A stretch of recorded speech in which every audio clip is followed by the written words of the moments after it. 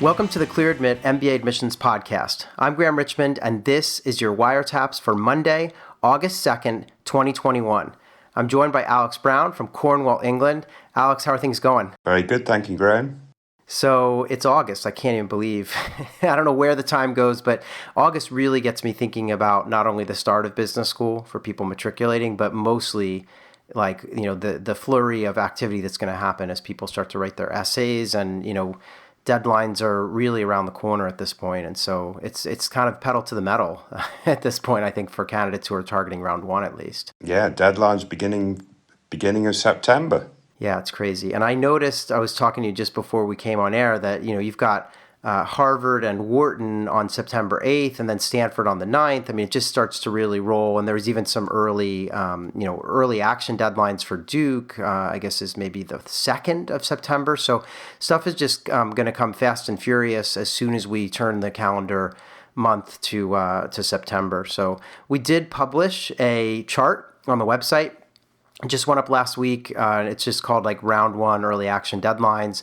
It's a great post, though, because it's got everything in one place. You can kind of see how the schools all line up and when the deadlines are. It'll probably give some of our listeners a little bit of a heart attack when they see how stacked everything is, but that it is a useful tool. So I recommend people check that out. Why do you think schools do that, Graham? I don't. Why are they all together?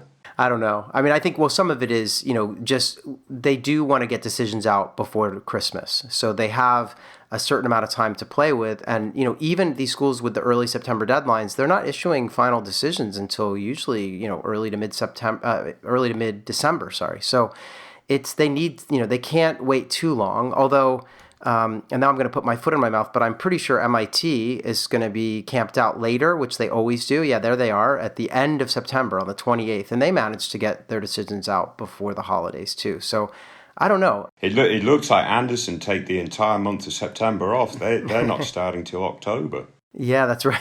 Yeah. The other thing that's interesting, though, is that if you think this is sort of stacked, it's almost usually worse in round two, where all the schools sit right after the new year. So yeah, it is what it is. I guess everyone's got to get their files read. And I will say one of the things I love about MBA admissions is that at least the schools really read your file and do so usually at minimum 2, if not 3 times, cover to cover with different readers. And that's actually not true in some other graduate programs where there's often a formula, if you don't make the cut on GPA or test score, it's a pretty quick read and then, they just move on. So it takes time. So the schools need that time. But yeah, as a result, they all have their deadlines pretty early here and stacked.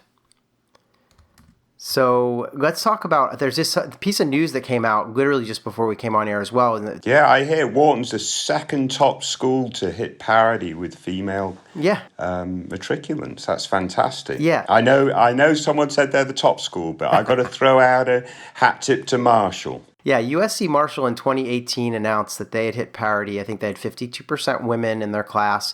And Wharton has just announced the same figure, 52% women in the incoming class for Wharton this fall.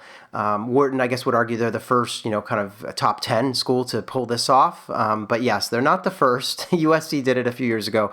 But it's cool to see, and it's, I guess it was bound to happen. I think there are more women in undergraduate, institutions than men. So it was bound to happen, and it's nice to see it happening because business school, when I went, it was 30% women. Yeah, it is absolutely fantastic. When I was at AdCom, so we're talking through and up to 2005, if you hit 30%, 31, 32% women, you've done very well. Yeah.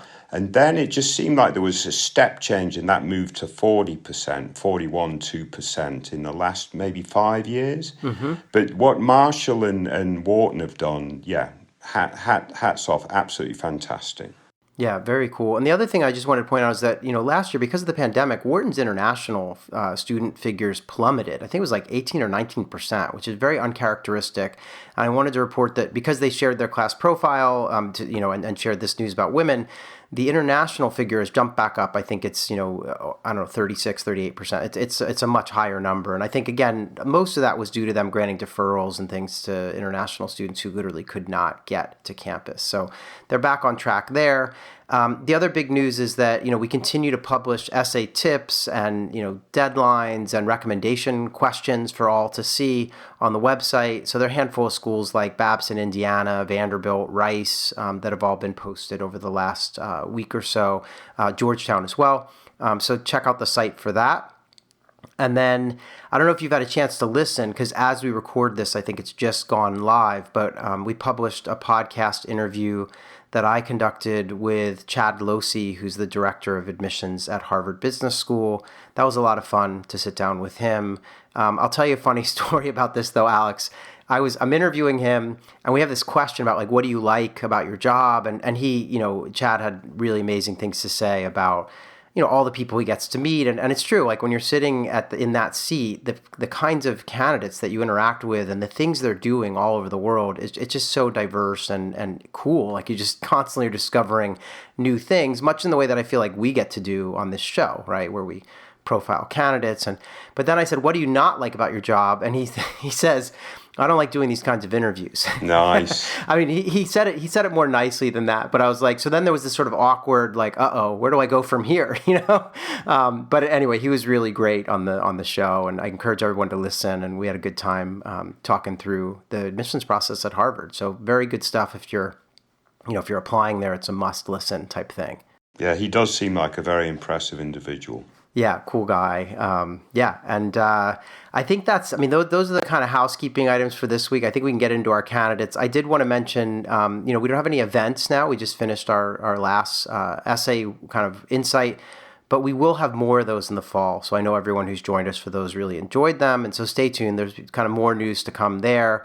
Alex and I will be on Clubhouse once again at noon Eastern on Thursday. So join us there if you actually want to talk and interact with us instead of just listening to us ramble on as you do on the podcast.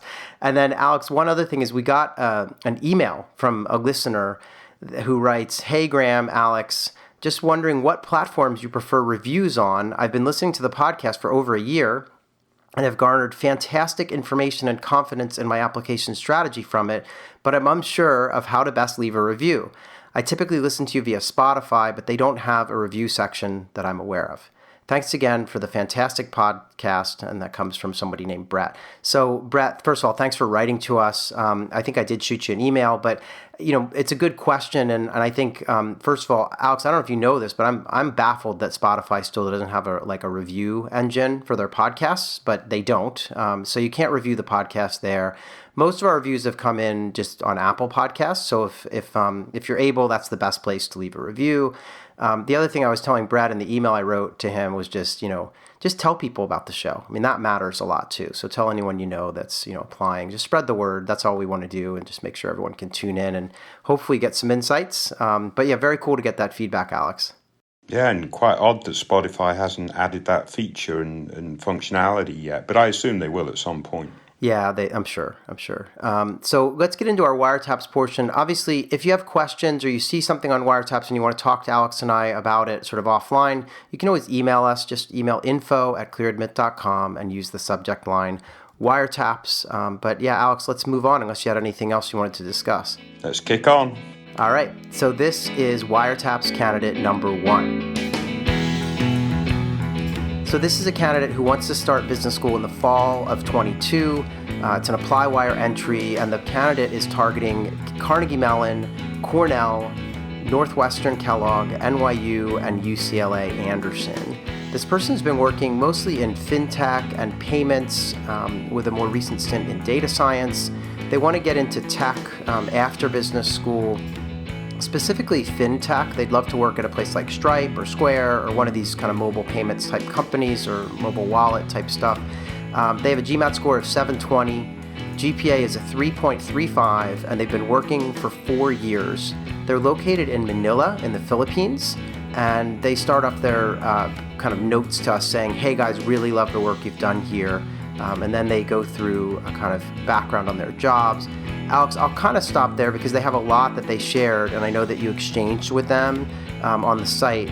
But, it seems like they have strong extracurriculars. Maybe we can get into that. And they've had a pretty good career to date, but they're kind of wondering about, do they have the right target schools? They really want to focus on kind of tech-oriented, programs and stuff. But what do you make of this candidate?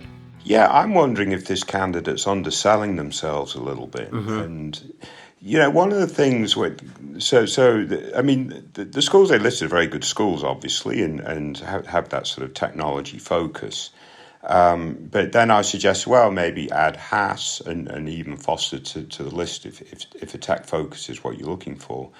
And they were like, do you think Haas is a bit of a reach for me? And I'm like, well, maybe it is a reach. But if you get admitted to all the schools you apply, then that's a poor strategy because you probably haven't reached high enough. Yeah. And quite frankly, I think Kellogg is probably considered by many folks at least as strong, if not stronger, than Haas anyway. So Haas is more oriented towards tech, and it's right by it's in that sort of Silicon Valley area. So absolutely add Haas to the list. From a numbers standpoint, they're not like out of this world, but they're doable, right? A 720 GMAT by any standard is within range of all the top schools, maybe just a little bit below the average, but certainly within range. The 335 GPA, I believe it's an engineering degree. And clearly, I think they've done quite well actually, even though it sort of translates and looks a little bit lower than average for admissions to top schools. They were very active during their undergrad, and as a student leader, and they're still active, I think, in mentoring and so on and so forth, that's going to be important. That sort of mentoring side of it sort of nicely balances out what looks like to be really solid, if not good, work experience, sort of spinning through 3 different jobs, somewhat related. And as you said, Graham, before we came on air, if they're sort of packaging themselves as a FinTech candidate, and that's their goals and aspirations, their work to date sort of works to that story, I think. So at the end of the day, Graham, I think this candidate is quite realistic in their ambition here, and could ultimately be a pretty strong candidate. Yeah, I tend to agree. And yeah, I was saying to you earlier today that I feel like if they can really play up the kind of mobile payments, global wallet, or whatever, global payments, mobile wallet, sorry, if they can play that angle up and maybe even have their goals kind of wrap around that, which it seems like that's what they want to do. Yeah, they kind of come from an interesting angle. They're in the Philippines, which is not something you see every day. I think the numbers are good. And I want to just read you something that they shared with us in one of the notes, which is they said, in terms of class rank, I graduated in the top 15 to 20% of my course in management science and industrial engineering.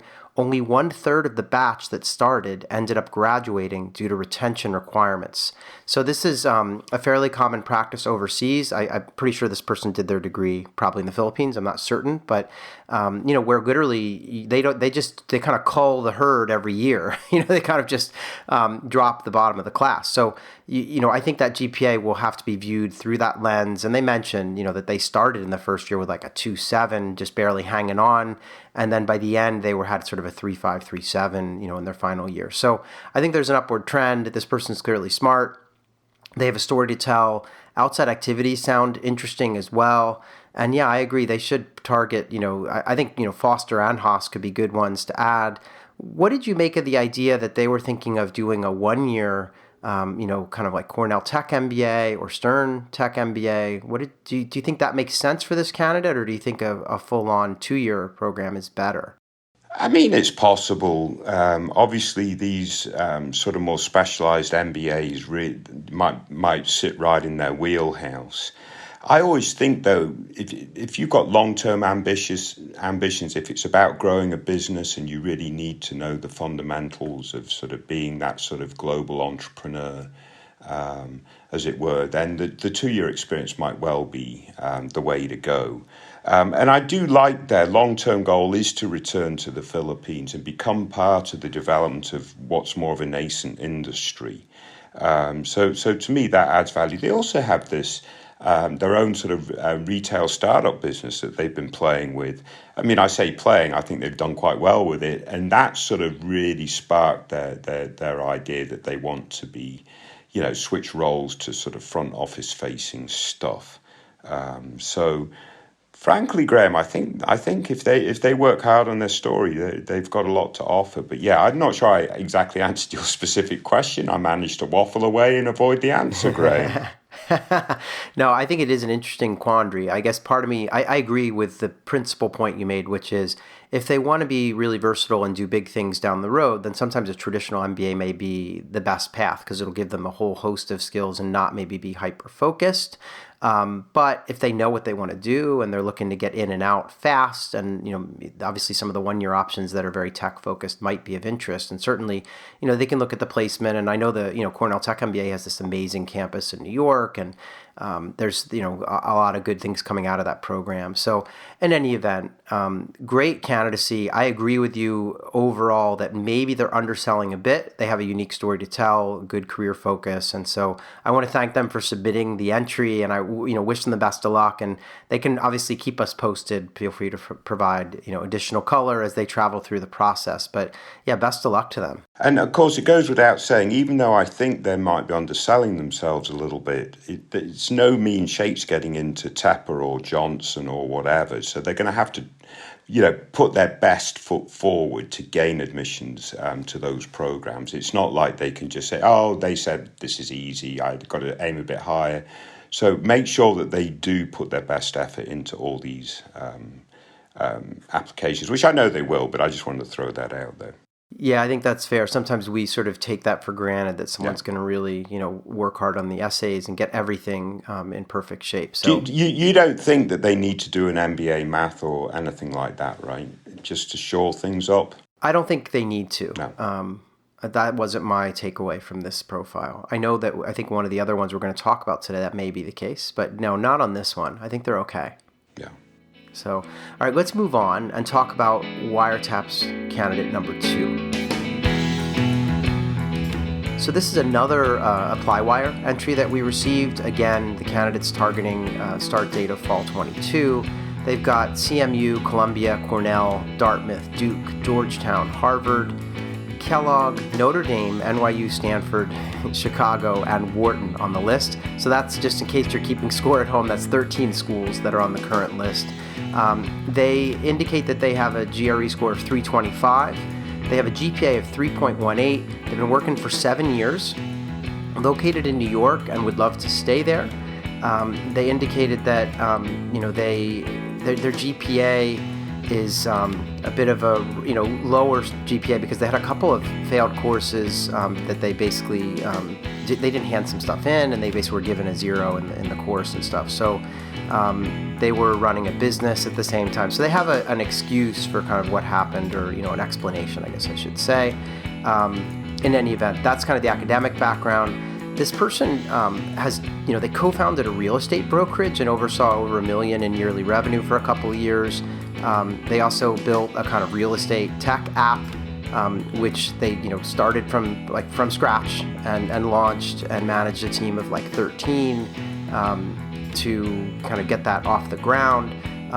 The app apparently has a couple 100,000 users, etc. So they've had a lot of interesting kind of real estate oriented success. I did also want to mention that from a personal standpoint, I'm going to have to find it here, but if I remember correctly, this candidate is actually, they are Swedish, so they speak, Swedish. They obviously speak English with native fluency as well.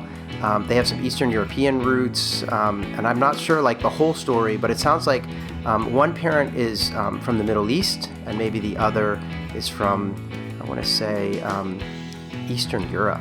So, and they're living in New York. So they have this kind of interesting multicultural background and speak a lot of languages and have traveled extensively. But Alex, what do you make of this person? Because they ask some questions about, they sort of oh, should I go part-time, full-time? Maybe if I go full-time, I should do 1 year. So where do we start with this one? Because there's kind of a lot to unpack. Yeah, that's a very good question, Graham. Where do we start? I think this candidate has done some incredible things all over the map. So that's the quandary. Yeah. It's whatever they've turned their hand to, it looks like they've been incredibly successful. whatever they've prioritized, it looks like they've been incredibly successful. And I think I read, and I was just trying to find the reference as you were speaking, that they've also won $2 million in playing poker. Yeah. They were a professional tennis player. I'm like, crikey, what haven't they done? But you mentioned that they failed a couple of classes, and it was due to they had other stuff going on. Well, that's a problem to me. That shows lack of prioritization and so on and so forth. So, and I'm sure maybe they've learned from that experience because, again, they've been incredibly successful subsequent and so on and so forth. But I would sort of look at that as potential learning opportunities and sort of make sure that they've grown from that and don't just use it as an excuse. So you write the optional essay in terms of why you've got these couple of Fs, but you absolutely show how you've learned from that experience and the importance of prioritizing and so forth. Because I love so much about this candidate, but they are all over the map. Where do we start? I mean, they've got 13 schools on their list. They're not sure if they're applying full-time, part-time, 1 year versus 2 year. They're about 150 years old, Graham, so they need to know this stuff by now. I mean, I exaggerate, but they're in their early 30s, I think. And I do think they did their undergraduate degree in somewhat of an unorthodox fashion. I don't think they did it, at the 18 and 19 to 22, 23. Otherwise, my maths is all wrong. So they probably need to explain that a little bit more. But if they can really come together with a cogent story and a really good sort of narrative and show some of this growth and learning as a result of prioritizing, I think a big school is going to like this candidate, Graham. Why not? Even if it's just to ride on their coattails and play a bit of poker with them or something like that. I mean, it's crazy what this person's capable of doing. With the right guidance, this person is an impact person, no doubt in my mind. Yeah, and I think I'm actually not sure how old they are if they said, but you point out like they have like 7 years of work experience and they may have graduated from university a bit late. So it's very possible that they're 30 or something, right? So this is an interesting case. I mean, they seem to have goals in tech and entrepreneurship, and that's where their clear track record is. I don't know if the real estate stuff still factors in because the companies they listed wanting to join are Amazon, Apple, and Facebook. So I think they want to pivot, but it's unclear exactly. And they did leave a lot of comments on their post here. But I agree. I mean, the GPA is a bit of a red flag for me, and the GRE at 325 is solid for sure, but somewhat average at top schools. So it's not like it's a 330 plus that's going to just blow the reader out of the water and say, whoa, okay, I'll take note of this. And clearly maybe there were some circumstances around that GPA. This is a smart person. So it's, that's the part that I sort of struggle with is can they get by? Just to let you know, Graham, they're turning 34 this year. Okay. So you found it in the post. Yeah. So they're older. Yeah. This is tricky. I mean, the other thing that I struggled with is, not all the schools on their list have part-time offerings. And some of them might have an executive offering, but this candidate is probably still a little shy of the mark for an executive program, or it's tricky because they're not in a traditional role. It's hard to argue that they're like sort of a senior manager at a big company or something that's going to go off and do an EMBA. So it's tricky. And then you get into the 1 year type options, which are, we talked earlier, there's Cornell with the tech MBA, or Stern has some specialized 1 year offerings. Beyond that, you have Columbia's J-term, but that's not really 1 year. It's more like 16 months.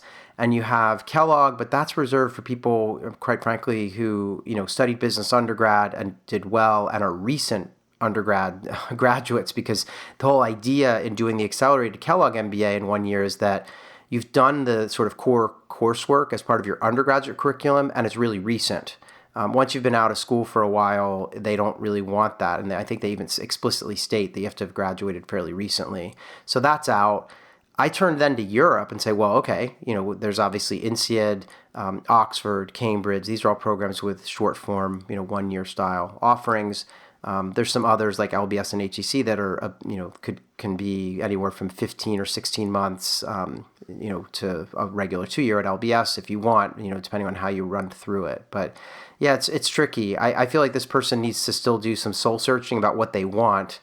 But I do agree with you that there's a lot here that could be really appealing. From beginning a kind of short career as a professional tennis player to earning $2 million in winnings in poker from age 17 to 22 to kind of fund their college. Like there's a lot here that's interesting. And then obviously, real, I would call this person like a serial entrepreneur. They've just done a whole bunch of cool things and in sequence. So I don't know. I mean, this is a tough call, but like, what would you tell this person? Like, where should they apply? I mean, do you have a strong point of view on like full-time, part-time, that kind of thing? Yeah, I mean, I hate to say it, but this person really probably would benefit with working with a consultant. Yeah, that's probably true. I mean, I've not said that about any candidate we've ever discussed on Wiretaps. That's fair. So, again, this guy is all over the map. They're crazy good, but they need to have a cogent story, especially if they ultimately end up targeting M7. They would be an outlier in the pool for M7 on some regards, but absolutely they've done some things that the majority of candidates that successfully go to M7 programs haven't done. Yeah, I agree. So I'll leave it at that. This candidate is fascinating, but needs guidance. Yeah, I agree. And I know you've never said that before. And I think I was thinking about, how does this candidate even do what we would call a personal inventory? Like there's so much. So they need to wade through that and see what rises to the surface and what should sort of shape the messaging in their candidacy, because they need to weave this stuff together somehow, at least the career stuff, and a set of goals that makes sense. Because it can be hard for a 34-year-old to get into a very top program and simultaneously like reinvent themselves with respect to a career plan. They made $400,000 a year playing poker. Yeah. You just did the math on it. Yeah. And that took me 10 minutes to calculate. That's why you haven't made any money playing poker. That's Alex. Exactly right. So, no, but in any event, I think, this is, there's a lot here. I do wish this person the best of luck. And I think, they provided some great additional detail. Yeah. Again, I think you're right. They could go, maybe not M7, but they could go to a top 20 MBA program full time. They'd probably have to apply to a number of them. I think they could walk into a top 16 program. Yeah, but they need to get the right strategy. That's for sure. If they get their strategy right, M7, that's my sort of, like if I was doing a weighing your odds type show or whatever, that's how I would look at it. Yeah. But, They made $2 million playing poker for a few years. Yeah. Use a little bit of that money and get professional guidance, because it could pay massive dividends. Yeah, I agree. I'm not familiar with any of those weighing the odds type programs, Alex. No, I'm I don't know not. What you're talking about. All right, so let's move on, though. I want to thank that person for their profile and for, they responded to a bunch of questions that I posed to them. So again, appreciate that post. Yeah. Let's move on, though, and talk about Wiretaps candidate number 3. So this is a candidate that is actually targeting the fall of 2023. It's an ApplyWire entry that we received, and they've got a whole list of schools as well. They've got Berkeley, Carnegie Mellon, Columbia, Cornell, Dartmouth, Georgetown, Ross, NYU, Rotman, Foster, UCLA Anderson, USC, and Yale. So I think it's 14 schools there. They are currently working as like a project engineer. They'd love to sort of stay in kind of a tech role, working in maybe auto or aerospace, as well as just traditional tech after business school. And they have a list of companies that include Hewlett Packard, IBM, Lenovo, Apple, Google, Tesla, Uber, etc. GPA is a 3.27. This person's got 3 years of work experience, and I think they're currently in the US, but they're going to be, at the time of application, they will be back home in Hong Kong or potentially in the UK, and I'll explain why in a moment. They would love to land in New York or on the West Coast after business school. And basically the issue this person has is they went to undergrad in the U.S., but they're originally from, I'm guessing, Hong Kong or somewhere in East Asia, and they are on a kind of OPT, work experience. So that means I guess they have 3 years or so to work in the U.S. and they haven't won the H-1B lottery or anything like that. So they know already that this time next year they've got to relocate back either to Hong Kong, or they apparently have family in London that they could go to as well. So that throws a little bit of a wrinkle into their strategy, and they asked us some specific questions about that. But before we sort of dive into that, I just wanted to read a little excerpt that they shared, and they wrote, "Hi guys, just wanted to start off by saying I absolutely love the job you guys do on the podcast and here at Clear Admit. I've been binge listening to the podcast for the last month and really appreciate the time and care you spend on each Wiretaps applicant." So Alex, I guess we can't shortchange this one. We're going to have to discuss it in full. Yeah. No, but what do you make of this? Because they have an interesting quandary, and they were asking us specifically, like, okay, when I go back home in summer of 22 and then begin the application process, what should I be doing? Yeah. They were asking about that because they have a whole year to fill before they would start school, but they're going to be in a new market. Yeah, no, this is a very interesting question. And quite frankly, I think in the comments, I might have misunderstood exactly what they were asking. So my guidance might have been a little off. So it's great that we get a chance to talk about it and make sure that we're all clear. So it seems to me, Graham, and correct me if I'm wrong, that they're going to spend another 7 or 8 months in the US working. Then they're going to have to relocate either back to Hong Kong or to London or whatever. And they're applying for then the following season. So they're going to have maybe 6 months in out of the US during the application cycle. So I'm kind of assuming that timeline based off of what we discussed before coming on air and sort of reading between the lines. So what I would suggest for this candidate is in the next 6 months or however long it is that they're remaining in the States, if they can reach out to their boss or whomever and get placed on challenging projects. So I think that was one of the questions they asked. What can I do for the remainder of my OPT time to maximize my chances? So if you can be proactive to get placed on aggressive projects or more challenging assignments, then to the extent you can do that, just get it done. Really challenge yourself, really push yourself so you can get maybe a really strong recommendation from your boss at the end of the day. You're going to learn more and so on and so forth. And then similarly, whatever sort of extracurricular activity and volunteer work that they're involved in now, to the extent that they can ratchet that up, that would be fantastic. So, and that's standard advice to anyone applying to business school. Yeah. Right? If you know you're applying to business school, you know your boss is going to be friendly to that opportunity for you, then be proactive and ask your boss to put you on really challenging projects and so on and so forth. Then the point comes, they relocate back, either back home or to another market or whatever, and it's a short period or a shorter period of time. It might be more challenging to get full-time employment, but if they can get it, the other issue to face is, well, they know they're only going to be in it for 6 months, so is that worthwhile, and so on and so forth. So they've got to deal with that situation, and you could talk to that a bit more, Graham, because I think you are more inclined that they should pursue that potential path, or alternatively, seek out some volunteer non-profit work that falls in their wheelhouse, something about which they're passionate. So they're not just, biding time and treading water, something they're truly interested in, but doing something that's meaningful over the next, that sort of several months as they're going through the application process. On top of all that, I think they're going to do MBA Math or HBS Core or something just to sort of round out their numbers, as well as acing the test. That would be fantastic. So I'll leave it at that, Graham. Yeah, and you actually raised an important point because they have not yet taken a test. They do indicate that they're going to take the GMAT and that they're a strong test taker, and they anticipate 730 plus. So obviously that would only, further bolster what at this point is a pretty strong candidacy. I mean, they have, they're going to have several years of work experience in the U.S. They went to a top 30 undergraduate school in the U.S. and they studied mechanical engineering. So that 3.27 is, a decent GPA, and you couple that with a strong GMAT and the academic profile comes into view.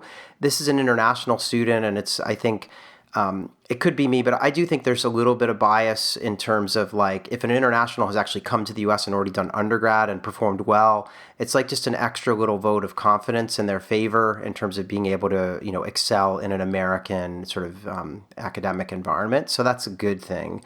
I do feel that they're going to go back next spring or summer, and wherever they go, I think, given that it's still 1 year before they would matriculate, I would start by looking for a job. That would be my first priority.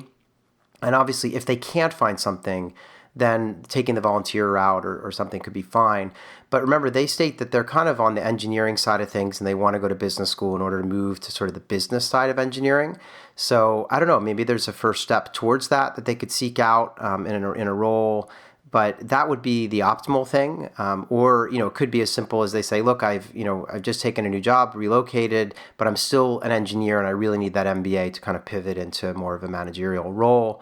But I think they need to try to find work, and it'll be hard because the employer that hires them, I don't know if they're going to be upfront about it, but it's kind of a 1 year stint before they would then head off to business school. So that may be challenging. Let's see where the job market is.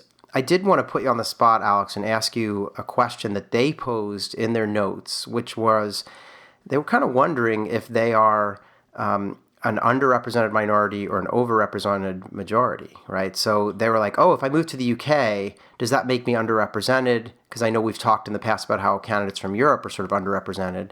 But what do you make of this? This person, let's assume they're from Hong Kong originally or somewhere in East Asia. I mean, what do you think? Are they overrepresented or underrepresented? I think they should assume they're overrepresented. I don't think it matters. I mean, they can't influence that, so they should go in the application process, i.e. apply in the first rounds, do all the things you would do as an overrepresented candidate. Now, getting an experience in London might sort of further sort of show their geographic diversity and sort of professional experience in different markets. That can obviously add value, but that doesn't change whether you're ORM or URM or ABM or whatever it is, right? If you think getting an experience in London is going to add value to your set of experiences and so on and so forth, do it. Don't do it just to try to change whether you think AdCom's going to look at you through a different lens, because I don't think that's going to be the case.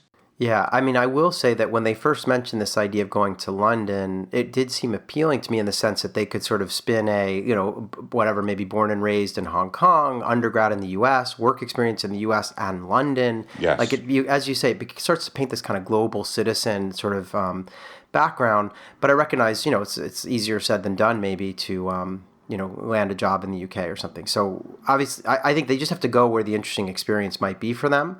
But and I don't think that if they apply from London, that somehow makes them an underrepresented minority. I think they, as you say, go into it assuming you're overrepresented, apply early, etc. But this is an interesting candidacy, and I think they seem to have a good head on their shoulders. I mean, they're clearly they do, because they're sort of a year out from application, and they're already thinking about this stuff and getting their ducks in a row. So I think, obviously securing a really strong GMAT result will open doors and allow them potentially to pare down this list, because it's a really long list of schools. They could pare it down towards the top end if they do hit that 730 plus mark. But yeah, overall, lots to like here, I think. Yeah, no doubt.